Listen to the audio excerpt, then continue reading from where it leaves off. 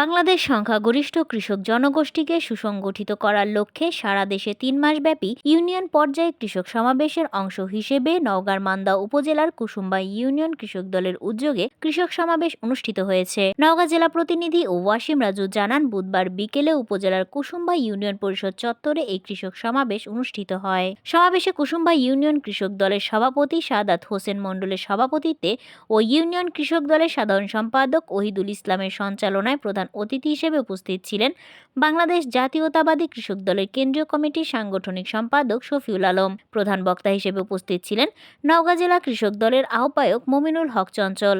এছাড়াও বিশেষ অতিথি হিসেবে উপস্থিত ছিলেন বাংলাদেশ জাতীয়তাবাদী দল বিএনপির মান্দা উপজেলা শাখার সাবেক সভাপতি মোখলেসুর রহমান মোকে, সাবেক সাধারণ সম্পাদক ডাক্তার ইকরামুল বারী টিপু, উপজেলা কৃষক দলের আহ্বায়ক এমদাদুল হক সুলতান, কুসুম্বা ইউপি চেয়ারম্যান নওফেল আলী মণ্ডল, প্রসাদপুর ইউপি চেয়ারম্যান আব্দুল মতিন মণ্ডল, ছাত্র দলের আহ্বায়ক শহীদুজ্জামান সালেক, কৃষক দলের সদস্য সচিব এজানুর রহমান, উপজেলা কৃষক দলের যুগ্ম আহ্বায়ক সোহরাব হোসেন, শাহিনুর রহমান সহ দলের সহযোগী সংগঠনের নেতৃবৃন্দরা।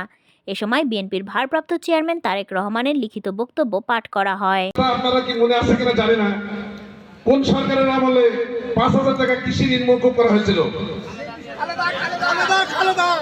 তাহলে অতীতের কথা আপনাদের স্মরণ রয়েছে। দেশনায়ক তারেক রহমান সারা বাংলাদেশে কৃষক সমাবেশ করছেন, যাতে করে আপনাদের মধ্য দিয়ে এদেশের সাধারণ মানুষের কাছে বাংলাদেশের চিত্র ফুটে ওঠে যে বিএনপি ক্ষমতায় যখনই আসে তখন এই দেশের কৃষকের ভাগ্যের পরিবর্তন ঘটে, উন্নতি ঘটে।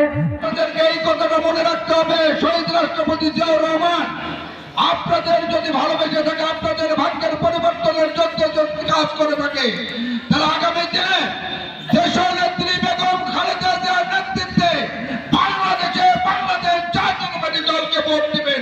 এই কৃষক এতে সংগঠন করে কি হবে?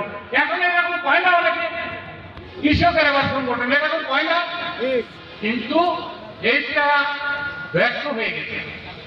আমাদের যেটা ভারপ্রাপ্ত চেয়ারম্যান তারেক রহমান সাহেব যখন কৃষিবিদ হাসান রাফি তুহিন এবং ছাত্র নেতা শহীদুল ইসলাম বাবুল, দুজনই ছাত্র নেতা, একজন কৃষিবিদ একজন প্রখ্যাত নেতা, তাদের হাতে যখন কৃষক দলের ঝান্ডা তুলে দিচ্ছে, হ্যামিলনের বাসিওয়ালার মতো সারা বাংলাদেশে কৃষক আজ সংগঠিত।